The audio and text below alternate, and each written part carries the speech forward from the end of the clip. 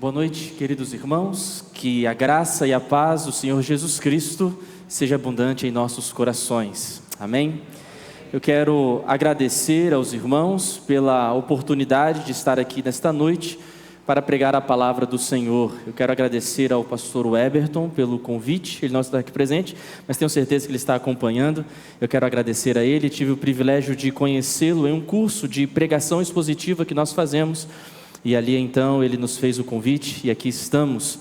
Eu vim acompanhado da mulher mais linda que existe neste mundo. Então, meu irmão, eu quero dizer a você que a mulher mais linda do mundo é a minha esposa, Giovana, está ali. E acompanhado também da bebê mais linda deste mundo, que é a Esther, a nossa filha. Ela tem 4 meses. Por favor, fique de pé, minha esposa, por favor, para que todos possam te ver e te conhecer muito bem. Tenho o privilégio de compartilhar a vida com a Giovana. Também tenho aqui alguns parentes e amigos que estão aqui conosco. Eu sou pastor há 3 anos e pastoreei nesse período a primeira igreja batista em Canaã. Foi um tempo precioso nosso ali e aprove ao Senhor que no início desse mês de novembro nosso tempo ali se encerrasse. Nós agradecemos muito ao Senhor por todo o período que tivemos ali, de um aprendizado muito grande, e estamos agora em oração, pedindo ao Senhor que nos direcione, então, a um povo que Ele deseja que cuidemos. Eu quero convidar você, por favor, a abrir a palavra do Senhor, em 1 João capítulo 4,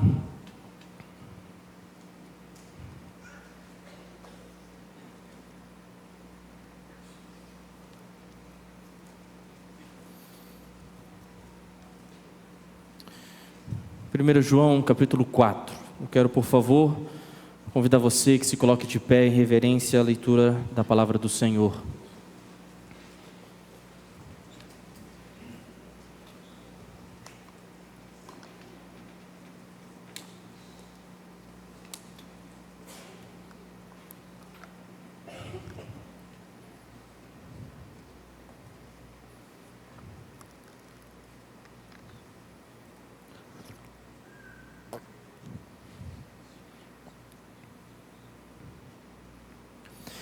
Eu quero ler com você a partir do versículo 7, mas a nossa mensagem esta noite será a partir do versículo 13. Eu quero ler para que possamos ver aqui o contexto em que o nosso texto desta noite se encontra. 1 João capítulo 4, a partir do verso 7. Amados, amemos uns aos outros, porque o amor é de Deus. Todo aquele que ama é nascido de Deus e conhece a Deus. Aquele que não ama, não conhece a Deus, porque Deus é amor. O amor de Deus para conosco manifestou-se no fato de Deus ter enviado seu Filho unigênito ao mundo, para que vivamos por meio dele. Nisso está o amor. Não fomos nós que amamos a Deus, mas foi Ele quem nos amou e enviou seu Filho como propiciação pelos nossos pecados. Amados, se Deus nos amou assim, nós também devemos amar uns aos outros. Ninguém jamais viu a Deus. Se amamos uns aos outros, Deus permanece em nós e seu amor é em nós aperfeiçoado. Verso 13. Assim, sabemos que permanecemos nele e ele em nós, por ele nos haver dado do seu Espírito. E nós temos visto e testemunhado que o Pai enviou seu Filho como Salvador do mundo. Todo aquele que confessa que Jesus é o Filho de Deus, Deus permanece nele e ele em Deus. E conhecemos o amor que Deus tem por nós e cremos nesse amor. Deus é amor. Quem permanece no amor, permanece em Deus e Deus nele. Nisto o amor é aperfeiçoado em nós, para que tenhamos confiança no dia do juízo. Pois assim como ele é, nós também somos neste mundo. No amor não há medo. Pelo contrário, o perfeito amor elimina o medo, pois o medo implica castigo, e quem tem medo não está aperfeiçoado no amor. Nós amamos porque Ele nos amou primeiro. Se alguém diz, eu amo a Deus e odeio o seu irmão, é mentiroso, pois quem não ama o seu irmão, a quem viu, não pode amar a Deus, a quem não viu. E dele temos este mandamento: quem ama a Deus, ame também seu irmão. Feche os seus olhos, ore comigo.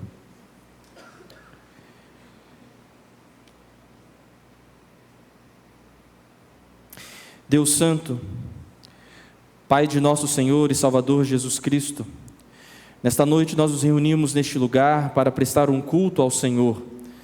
Nós já cantamos, oramos, e agora temos diante de nós a Tua palavra aberta e lida. Nós cremos que esta palavra é poderosa, ela é inspirada pelo Senhor. Mesmo que muitos tenham rejeitado esta palavra, nós temos experimentado dia após dia a transformação que ela opera. Nós cremos que a Tua palavra é mais afiada que uma espada de 2 gumes e penetra até o mais profundo do nosso ser. Por isso, ó Deus, nós pedimos, clamamos, que se cumpra em nós nesta noite o que diz a Tua palavra, que assim como a chuva cai do céu e não retorna para lá, sem antes fazer com que a terra brote, assim também é a Tua palavra, ela não volta para o Senhor vazia, mas cumpre o propósito pelo qual ela foi escrita. Assim nós oramos, para que a Tua palavra seja usada nesta noite, para moldar os nossos corações à Tua vontade. Aqueles que aqui estão, que porventura ainda vivem mortos em seus pecados, que sejam pela Tua palavra regenerados, seus olhos sejam iluminados e venham crer no Senhor, que venham se arrepender dos seus pecados, que sejam salvos. E aqueles aqui de nós que já experimentaram essa salvação, que pela Tua palavra nós sejamos edificados. Cumpra, ó Deus, o Teu querer em nossas vidas. Não fale, ó Pai, aquilo que nós queremos ouvir, mas aquilo que nós precisamos ouvir, de modo aqueles aqui nesta noite que precisam do consolo do Senhor, que sejam consolados pela Tua palavra, aqueles que precisam de instrução, que sejam instruídos pela Tua palavra, aqueles que precisam de exortação, que sejam exortados pela Tua palavra, aqueles que precisam de salvação, que conheçam a salvação somente em Jesus Cristo através da Tua palavra. Que o Senhor cresça e nós diminuamos no nome de Jesus. Amém. Você pode se sentar. Eu quero com os irmãos nesta noite meditar sobre o tema a verdadeira comunhão com Deus. O apóstolo João escreve esta carta e o tema do amor é muito latente em toda ela. E ele começa no versículo 7 trazendo uma exortação aos seus leitores, à igreja para quem ele escreve. Ele diz: amemos uns aos outros, porque o amor é de Deus. Depois no versículo 9 ele vai dizer que o amor de Deus para conosco se evidenciou, ele se manifestou, e ele se manifestou através da encarnação e morte e ressurreição de Jesus Cristo, é o que diz o verso 9. Agora, e então no versículo 11 ele diz: amados, desta maneira, assim como Deus nos amou enviando o seu próprio Filho, nós também devemos amar uns aos outros. E aí ele encerra no versículo 12 dizendo: ninguém jamais viu a Deus. Se amamos uns aos outros, Deus permanece em nós e o seu amor em nós é aperfeiçoado. A partir então do versículo 13 até o verso 21, o apóstolo João vai falar sobre como nós sabemos que permanecemos em Deus, como sabemos que estamos em comunhão com o Senhor. E ele então diz no verso 13: é assim que sabemos que permanecemos nele. Queridos, a vida cristã para muitos tem sido uma vida de grandes dúvidas. E uma das dúvidas que fica na mente é: será que eu sou crente mesmo? Talvez você já ouviu a seguinte frase: você tem certeza da sua salvação? Nós então começamos a nos perguntar: será que eu tenho mesmo comunhão com Deus? Será que os meus períodos de devocional diário, de leitura da Bíblia, de oração, os momentos que eu venho à igreja e cultuo com os meus irmãos, será que eu estou tendo mesmo comunhão com Deus? E essa dúvida, ela aumenta cada vez mais quando nós vemos manifestações falsamente espirituais em muitas igrejas. E na internet nós podemos ver isso em grande escala. Então, alguns começam a se perguntar: por que isso não acontece comigo? Por que eu não tenho essas experiências que eu estou vendo aí na internet, ou então em reuniões de cultos? Por que isso não acontece comigo? Por que eu nunca fui ao inferno em sonho, como esse pregador está dizendo que foi? Por que eu nunca vi um anjo, como esse pregador está dizendo que viu, ou que está vendo? Por que quando eu oro, os enfermos não são curados imediatamente, igual eu vejo na televisão? Será que eu sou crente de verdade? Essa dúvida fica em nossos corações. Infelizmente, essa dúvida leva muitos santos crentes a acharem que eles estão longe de Deus, porque eles não têm vivido essas experiências visíveis, se podemos dizer assim. O texto desta noite, então, a partir do versículo 13, nos mostrará como nós podemos saber que permanecemos em Deus, que estamos em comunhão com Deus. E veremos que aquilo que evidencia que nós estamos em comunhão com Deus é que o Espírito Santo habita em nós, nós vivemos em santidade e nós amamos uns aos outros. Veja comigo então no versículo 13, como nós sabemos que permanecemos em Deus. João começa afirmando, assim, ou seja, é dessa maneira que nós sabemos que estamos em comunhão com Deus. É dessa forma que nós sabemos se a nossa religiosidade é verdadeira ou é falsa. Como? Ele apresenta 3 evidências. Primeiro, pelo Espírito Santo que nos foi dado, diz o verso 13. Assim sabemos que permanecemos nele e ele em nós, por ele nos haver dado o seu Espírito. O Espírito Santo é uma das pessoas da Trindade, ele é o próprio Deus. Ele não é uma energia, ele não é um Deus menor, ele é o próprio Deus. Ele agiu na criação, bem como em todo o Antigo Testamento, cumprindo a vontade do Pai. No Antigo Testamento, o Espírito Santo agia em algumas pessoas, especificamente em algumas pessoas, como os profetas e os juízes. Mas agora, depois da morte e ressurreição de Jesus Cristo, o Espírito Santo foi derramado sobre toda a igreja. Na igreja não existe um grupo que tem o Espírito Santo e outro que ainda vai ter, mas todo aquele que foi verdadeiramente convertido ao Senhor, que nasceu de novo, ele é imediatamente selado com o Espírito Santo, de modo que todo crente, ao ser salvo, ele recebe o Espírito Santo. E dentre os ministérios do Espírito Santo, nós podemos listar que o Espírito, ele guia o crente em toda a verdade. O Espírito Santo também concede dons à igreja, dons espirituais. O Espírito Santo santifica a igreja. Mas o que eu quero enfatizar com os irmãos esta noite sobre um dos ministérios do Espírito Santo é que o Espírito Santo, ele garante a nossa salvação.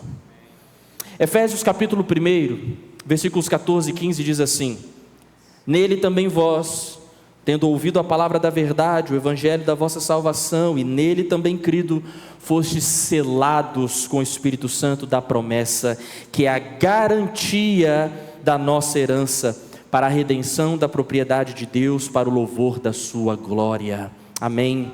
É por isso que João diz que uma das provas de que nós estamos em comunhão com Deus, é que nós temos o Espírito de Deus habitando em nós.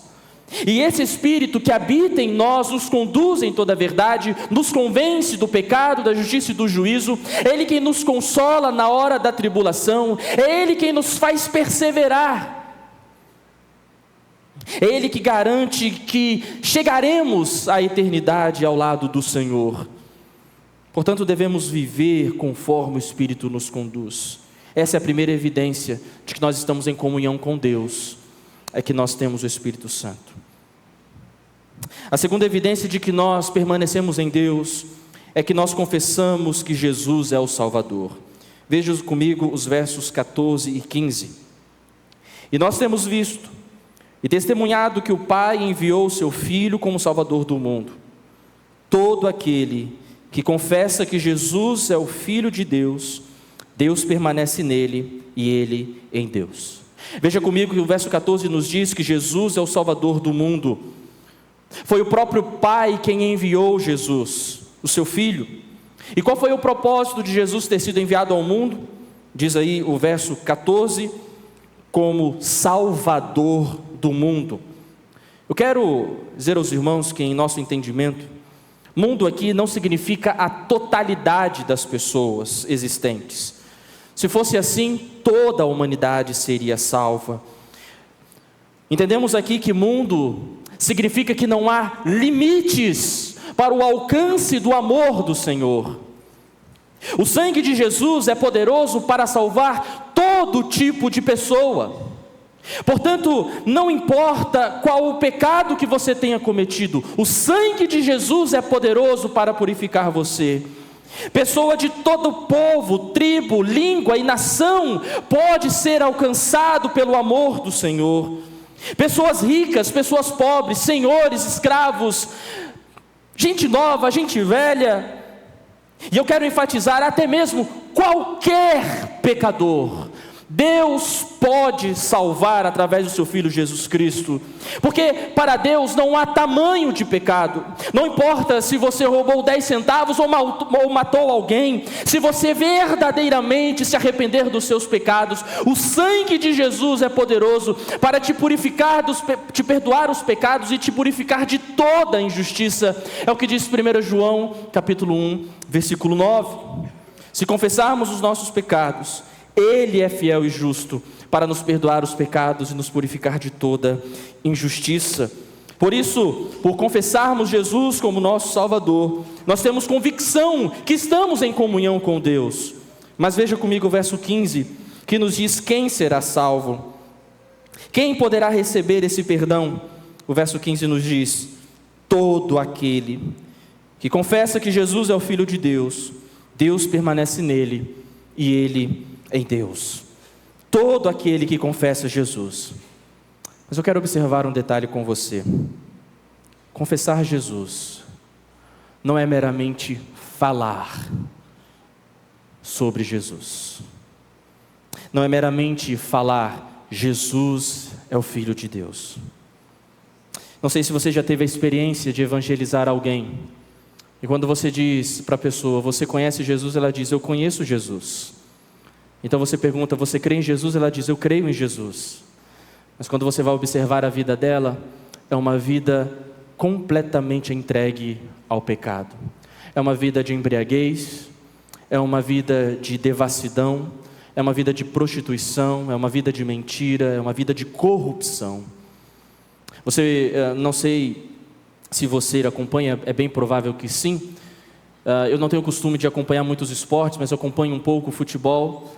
E algo que eu vejo constantemente, entristece muito o meu coração, é que quando um jogador, ele conquista aquilo que ele almejava, ele vence a partida, ele vence o campeonato, ele então começa a dizer, graças a Jesus, Jesus é Senhor. Mas depois de toda aquela celebração ali, em frente às câmeras, você acessa as redes sociais daquela pessoa, e então você vê um mundo de festas de embriaguez, de prostituição, de drogadição e todo tipo de imundícia. Então, eu quero dizer isso porque só falar Jesus é Senhor não significa que você é salvo. Confessar, portanto, não é simplesmente falar.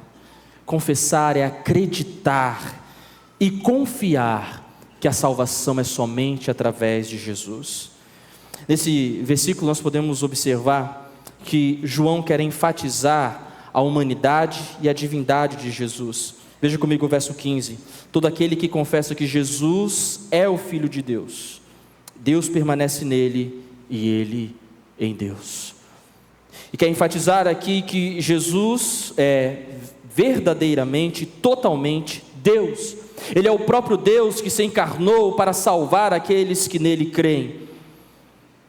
Portanto, todo aquele que crê que Jesus morreu como seu substituto, morreu na cruz em seu lugar e ressuscitou ao terceiro dia, verdadeiramente crê, ele é salvo. Todo aquele que confessa que Jesus é o Filho de Deus, Deus permanece nele e ele em Deus. Portanto, eu quero que você reflita como é a sua confissão de fé. Porque se nós confessamos que Jesus é o Filho de Deus, Ele é o Salvador do mundo, Ele é o Senhor, Nós devemos então viver conforme as ordens desse Senhor, em santidade, em pureza. Mas agora observe comigo o versículo 16, que podemos ver que nós sabemos que somos salvos porque nós permanecemos no amor. E conhecemos o amor que Deus tem por nós, e cremos nesse amor. Deus é amor. Quem permanece no amor, permanece em Deus e Deus nele. Queridos irmãos, ser resgatado por Jesus e crer nele é experimentar o seu amor. Nós experimentamos o amor de Deus por nós. Um amor que vai além de qualquer compreensão humana. Um amor que é loucura para esse mundo. O amor de Deus se mostrou por nós, ao Ele ter enviado o seu único Filho por nós, e nós conhecemos esse amor, nós cremos nesse amor, e no verso 16 João vai dizer: Deus é amor. Deus não simplesmente tem amor, Ele é o próprio amor. E uma vez que nós somos transformados por esse amor, agora nós vivemos esse amor, nós praticamos esse amor. Permanecer aqui não é apenas crer no amor, mas é praticar o amor. Quem vive no amor mostra que vive em comunhão com Deus. Irmãos, muitas vezes o nosso amor é só da boca para fora. Quando o Ministério de Louvor conduz a cantarmos Somos um pelos laços do amor, nós então cantamos, mas muitas vezes ao sair da porta nem sequer olhamos os nossos irmãos. Não há amor. Mas nós dizemos: sim, eu amo meu irmão, amo ele, ama mesmo, amo. Mas é ele sentado lá de um lado e eu sentado do outro. Se eu encontrar ele no shopping, eu entro numa loja para não ter que conversar com ele. Porque eu lembro que alguns anos atrás ele fez algo comigo. Eu não posso aceitar isso que ele fez comigo. Isso não é o amor. Porque o amor tudo sofre, tudo crê, tudo espera, tudo suporta.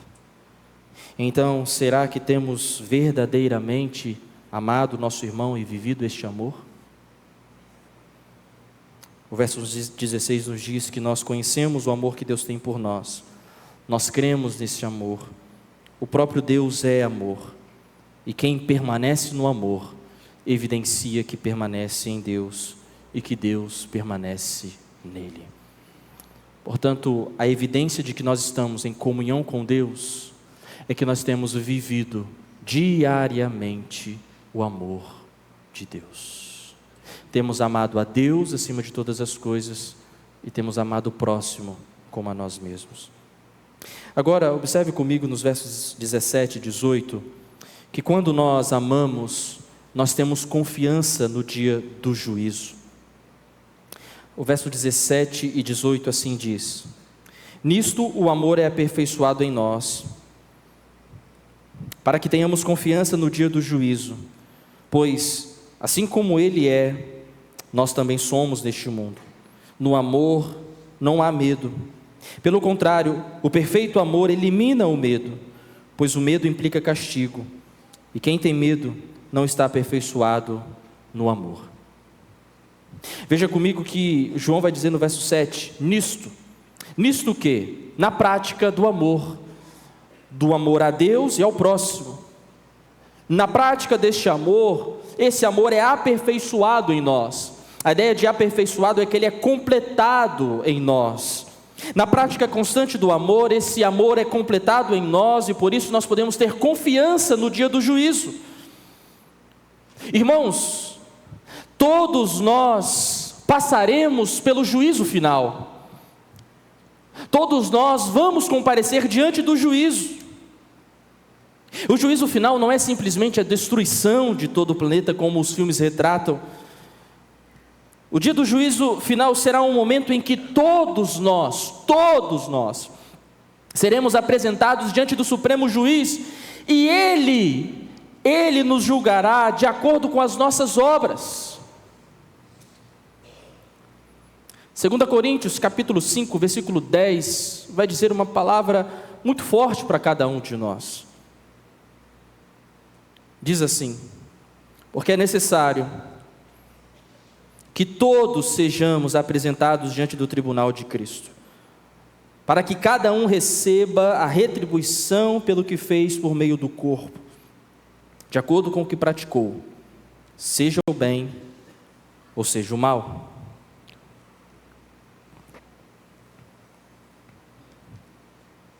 Todos sejamos apresentados diante do tribunal de Cristo.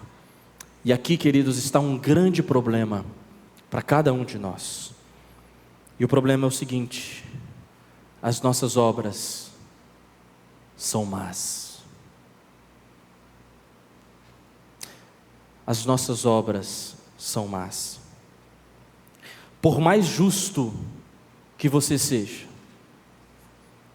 por mais benquisto que você seja pelos seus familiares, os seus vizinhos, por mais que você seja um homem que cuida bem da sua esposa, que cuida bem dos seus filhos, é um bom pagador, é generoso, por mais que você seja uma mulher submissa ao seu marido, cuida bem do seu lar, é uma mulher sábia, por mais de todas essas obras boas que você pratica, nada disso nos faz bons diante de Deus, porque Isaías 64, versículo 6 nos dirá: todos nós somos como impuro, todas as nossas justiças são como trapo de imundícia, todos nós murchamos como uma folha, as nossas maldades nos arrebatam como um vento.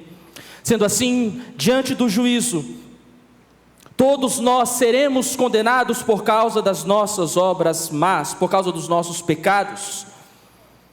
Mas apesar disso, haverá um grupo de pessoas que receberá o perdão. Por isso eu peço que você abra sua Bíblia em Mateus capítulo 25, e que acompanhe comigo essa leitura. Nós vamos voltar para 1 João, mas abra aí a sua Bíblia, Mateus capítulo 25, versículo 31.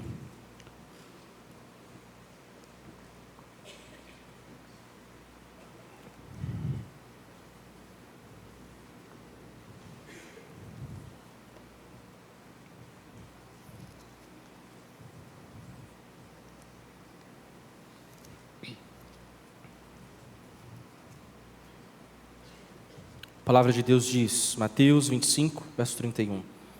Quando, pois, o Filho do Homem vier na sua glória e todos os anjos com ele, então se sentará no seu trono glorioso, e todas as nações serão reunidas diante dele, e ele separará uns dos outros, à semelhança do pastor que separa as ovelhas dos cabritos, e porá as ovelhas à sua direita, mas os cabritos à esquerda. Então o rei dirá aos que estiverem à sua direita: vinde, benditos de meu Pai, possuí por herança o reino que vos está preparado desde a fundação do mundo. Porque tive fome e me deste de comer, tive sede e me deste de beber, era estrangeiro e me acolheste, precisei de roupas e me vestistes, estive doente e me visitastes, estava na prisão e fostes visitar-me. Então os justos perguntarão: Senhor, quando te vimos com fome, te demos de comer, ou com sede, te demos de beber? Quando te vimos como estrangeiro e te acolhemos, ou precisando de roupa e te vestimos? Quando te vimos doente ou na prisão e fostes visitar-te, e fomos visitar-te?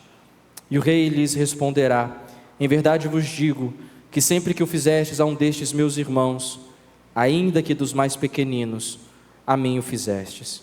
Então ele dirá também aos que estiverem à sua esquerda: malditos, afastai-vos de mim para o fogo eterno, preparado para o diabo e os seus anjos. Pois tive fome e não me deste de comer, tive sede e não me deste de beber, era estrangeiro e não me acolhestes, estive nu e não me vestistes, doente e na prisão e não me visitastes. Então eles também perguntarão: Senhor, quando te vimos com fome, ou com sede, ou estrangeiro, ou sem roupa, ou doente, ou na prisão e não cuidamos de ti? E ele lhes responderá: em verdade vos digo, que sempre que o deixastes de fazer a um destes mais pequeninos, deixaste de fazê-lo a mim. Eles irão para o castigo eterno, mas os justos irão para a vida eterna. Observe comigo que por praticarem o amor, eles receberão a vida eterna. Mas para outros que negaram o amor, será negado a vida eterna. Mas me permita chamar a sua atenção a algo muito importante aqui, que eu quero dizer. Por favor, esteja atento ao que direi. A salvação não é pelas obras. A salvação não é alcançada pela prática do amor. A salvação é única e exclusivamente pela graça de Deus. É isso que diz Efésios capítulo 2, versículo 8. Pela graça sois salvos mediante a fé. Isso não vem de vós, é dom de Deus. Mas o que João quer dizer aqui na sua carta é que aqueles que experimentaram essa salvação, que agora foram transformados, eles evidenciam essa salvação pela prática do amor. De modo que aquele que diz, eu amo a Deus, mas odeio o seu irmão, é mentiroso, é o que diz João também nesta carta. Portanto, aquele que pratica o amor é como Jesus, é o que João vai dizer aqui no versículo 18.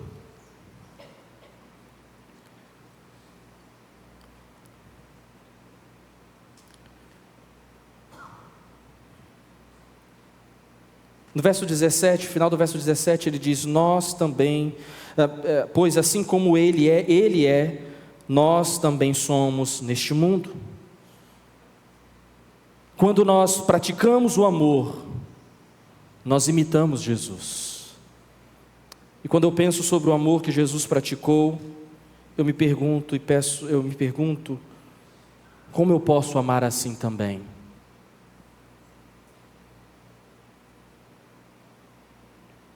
Eu vejo o que Jesus fez naquela cruz e me pergunto como eu posso fazer isso também. Depois de ser traído, depois de ser abandonado pelos seus discípulos, depois de ser caluniado, depois de ser injustamente condenado, depois de ser chicoteado, depois de ter uma coroa de espinhos sobre a sua cabeça, depois de ser cuspido, depois de cansado e carregado à cruz até o Gólgota, depois de ser pendurado na cruz, as suas mãos foram perfuradas, os seus pés foram perfurados, e ele foi pendurado ali. Jesus ainda pode dizer, Pai, perdoa-os, eles não sabem o que estão fazendo.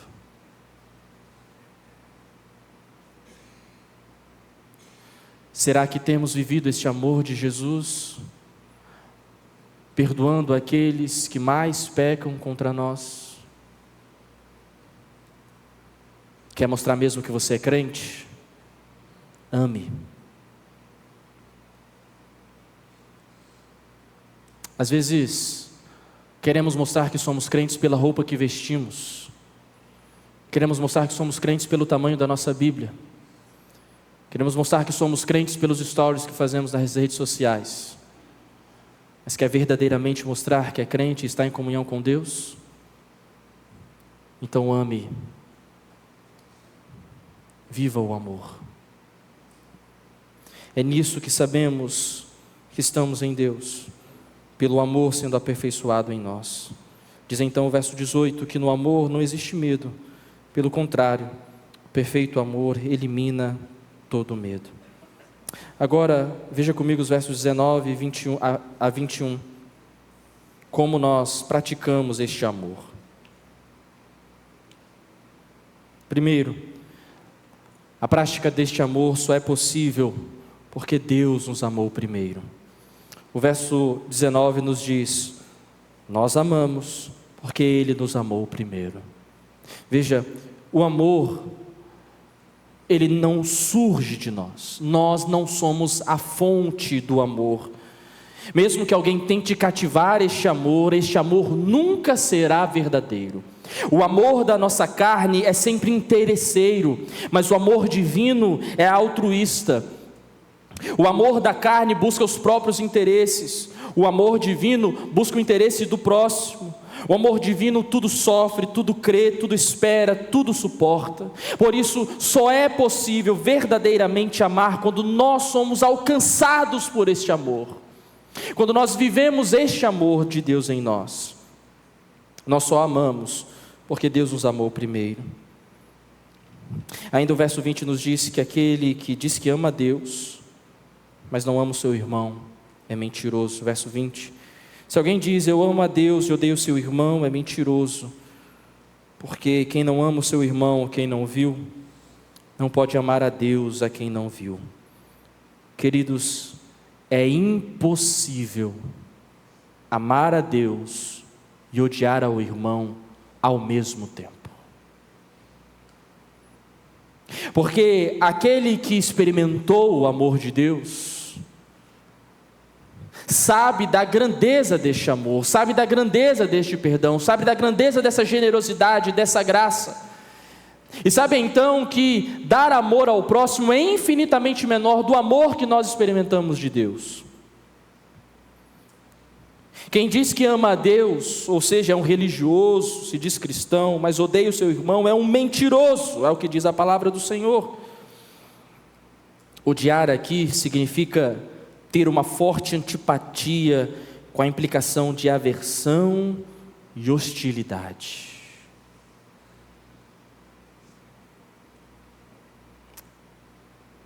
É desejar o mal. É desejar ao próximo a morte e o sofrimento. Então eu gostaria que pensemos e venhamos refletir.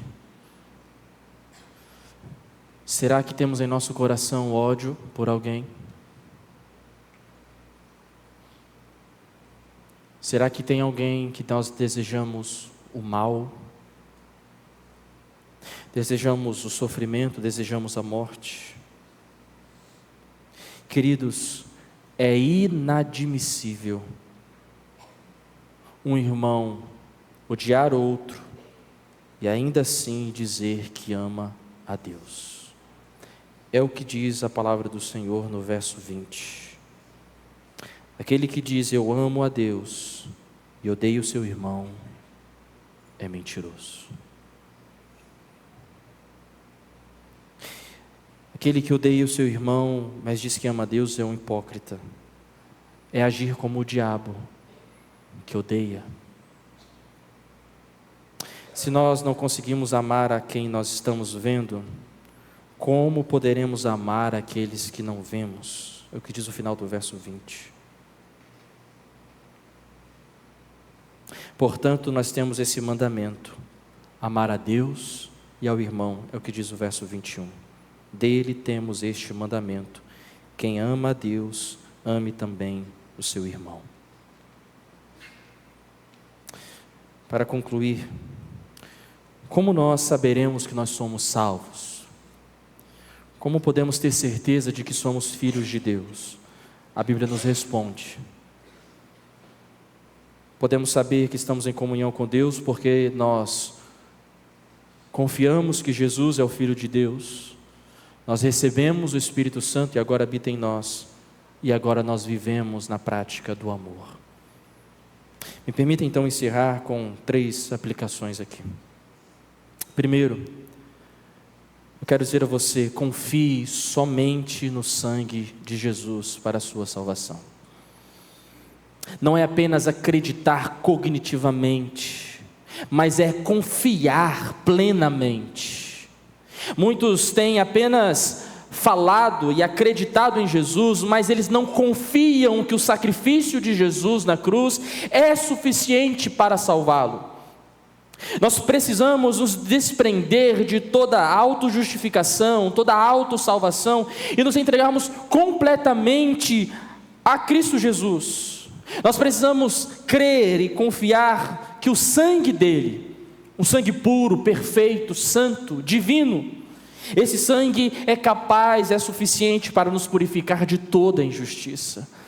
Então nesta noite você é convocado por Deus a confiar no seu Filho, Jesus Cristo, que morreu e ressuscitou para dar salvação a todo aquele que nele crê.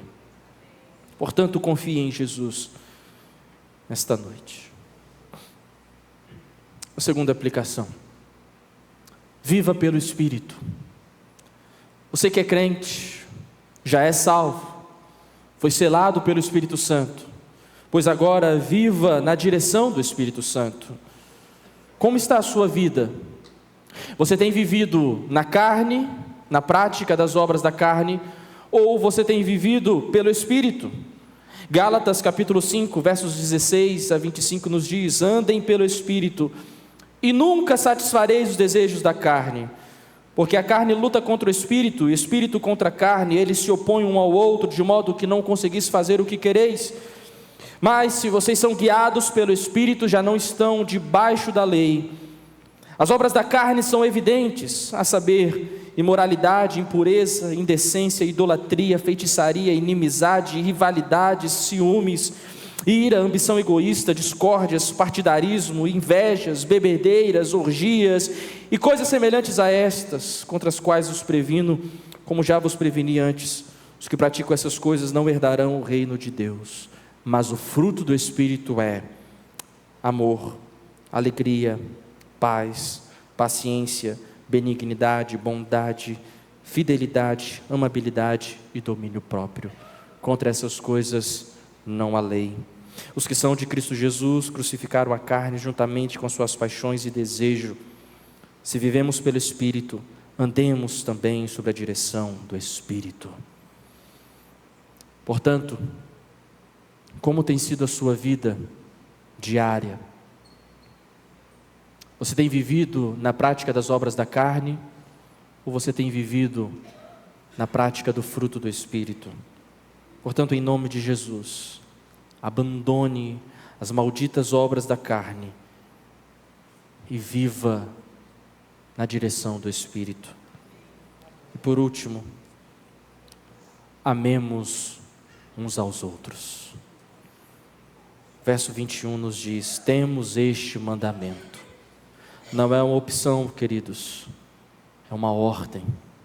O nosso Senhor nos ordena: amem uns aos outros. São essas as palavras de Jesus aos discípulos: e nisso saberão que sois meus discípulos, se amardes uns aos outros. Nós não entendemos como Deus poderia unir pessoas tão distintas e tão diferentes, com gostos, jeitos, temperamentos, personalidades, cultura, história diferentes. E Deus une em uma igreja local. E assim somos corpo de Cristo, tendo Cristo como cabeça. Como pode um povo tão diferente, tão distinto, viver em união? Só é possível pela prática do amor. Essa é a beleza da igreja. Um povo totalmente diferente, em torno de um Deus que os une de um modo sobrenatural. Um amor que não é humano, é divino. E aqueles que vivem com o Senhor, vivem neste amor. Portanto, amados pelo mesmo Deus, resgatados pelo mesmo Cristo, selados pelo mesmo Espírito, amemos uns aos outros.